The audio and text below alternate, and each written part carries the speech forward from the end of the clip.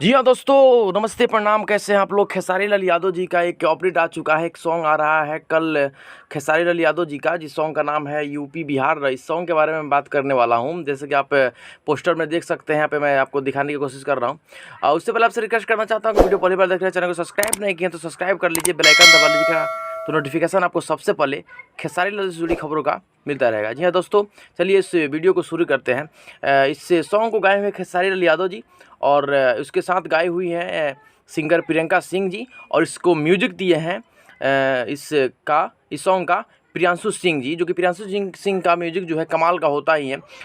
ये कमाल का म्यूजिक देते हैं।